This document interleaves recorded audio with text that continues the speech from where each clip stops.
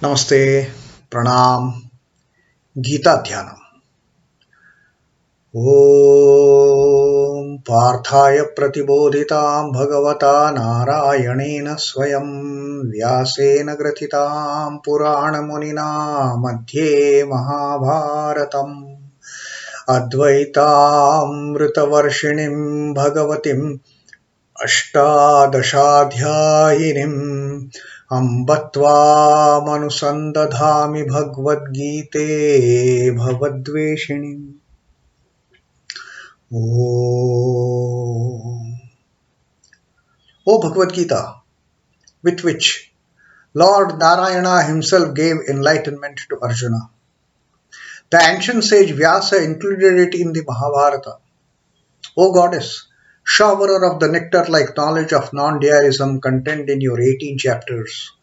O my affectionate mother, the destroyer of rebirth, I meditate upon thee. Krishnavandana.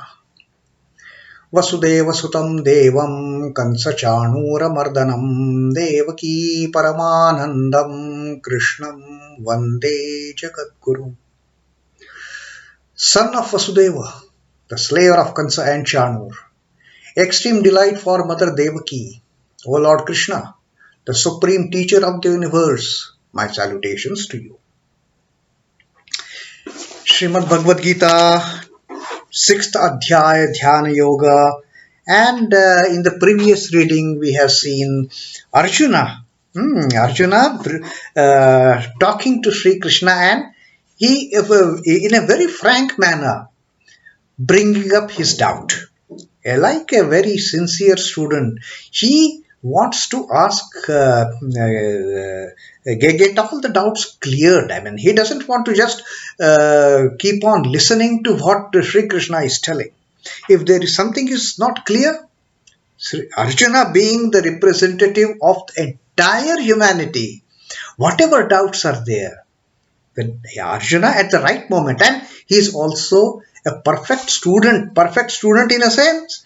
He listened to entire talk of Sri Krishna up to the last penultimate realization of Dhyana Yoga. He listened to everything what Sri Krishna had told about of subduing the senses, then giving up all desires, focusing mind on God alone. Then think of the God, think of the Lord, think of this Atman, the self, with unwavering mind, and then reach the stage of knowing that this little self and the supreme self, they are one and the same thing. Get into that state of ultimate bliss. Get into that state of sukham uttamam paramashanti, and then not only that, see one in all, see all in one, see the entire universe in the Lord, and see the Lord in the entire universe, in all the living beings. That is the ultimate realization of Dhyana Yoga. So Arjuna listened to everything with rapt attention. No disturbance, no poking in between what Sri Krishna was telling. Now that Sri Krishna has completed his teaching on the last penultimate gain of Dhyana Yoga. Now Arjuna in 33rd verse, he has come up, he has brought out his doubt, and then he has told Sri Krishna that, O Krishna, Yoyam yogas tvaya proktaha samyena Madhusudana. O Madhusudana, O slayer of the demon Madhu, whatever you have taught to me, whatever you have taught to me so far about this yoga of samyena, equanimity, of seeing all beings in the Lord and perceiving Lord in all the beings. This yoga of equanimity that you have taught me, this yoga of looking at everything same-sightedness, beyond good and bad, beyond pleasure and pain, beyond sin and virtue. This yoga that you have taught me, tasyāhaṁ na pashyāmi chañchalaṁ sthitim sthiram. I do not see the longevity. I do not see the practicality of this yoga that you have taught to me. I do not see the practicality of this, getting this steady vision.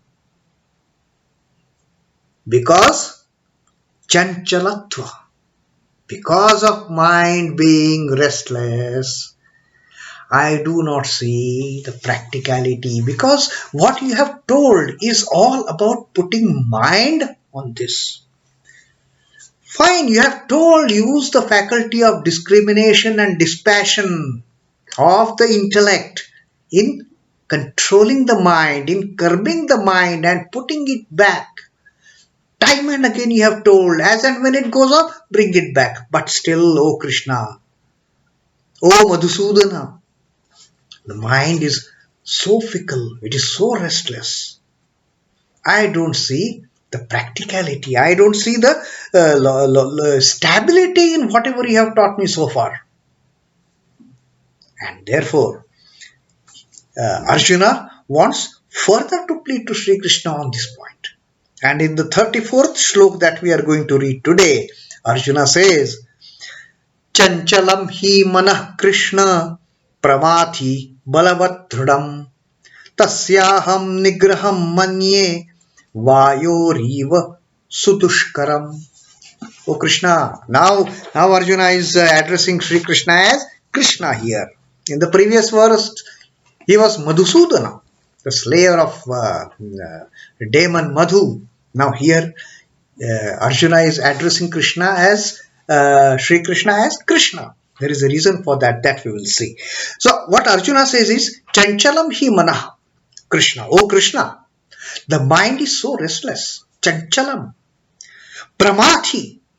Balavad.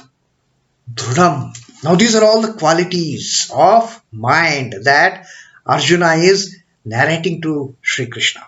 Oh Krishna, the mind is so chanchal. The mind is restless. The mind is pramāthi.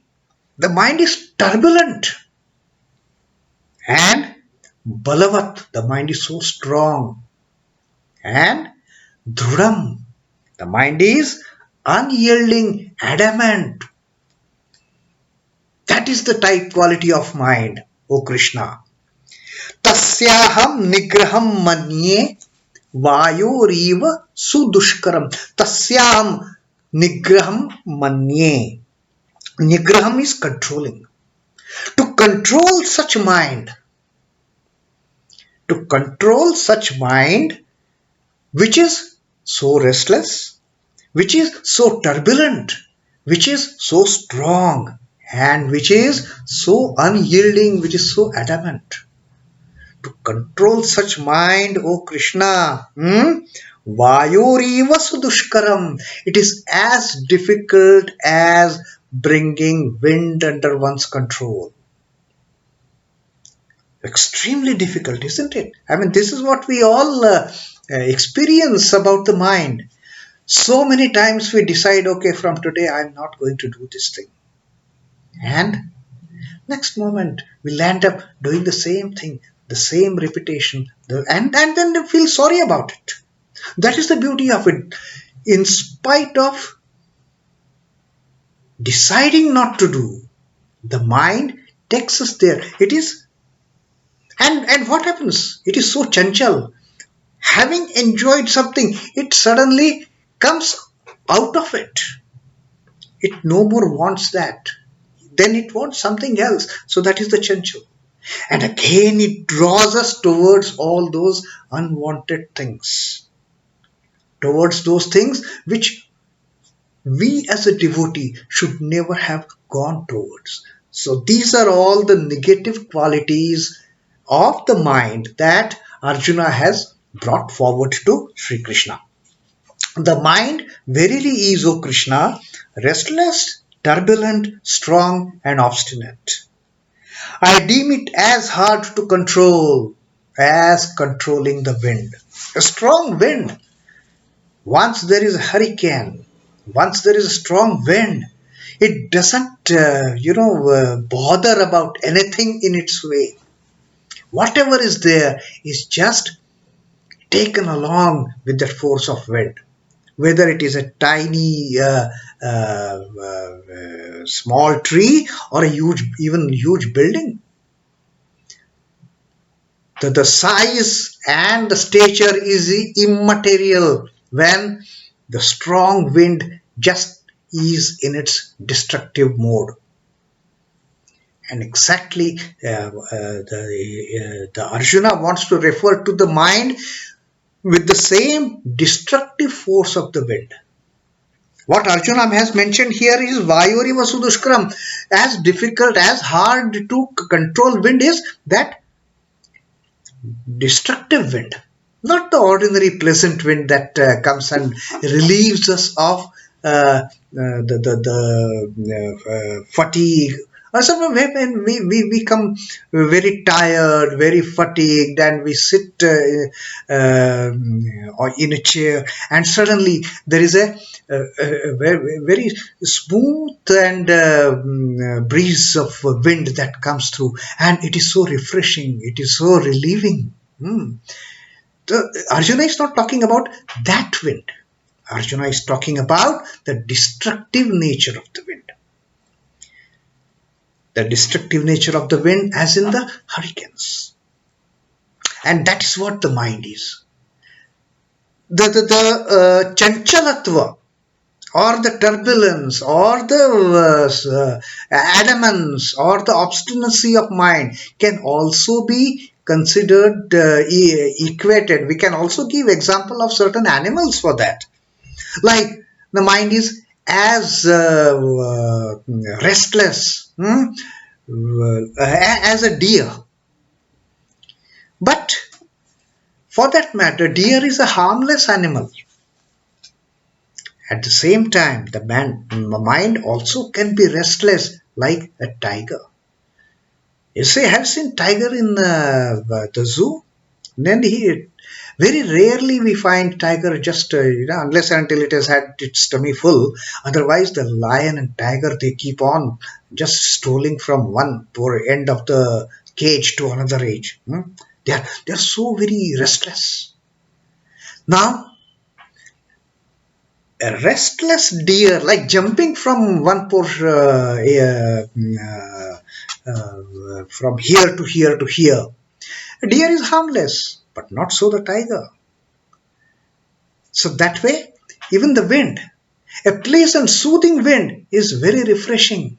But what about the turbulent wind? It will just uproot the buildings even.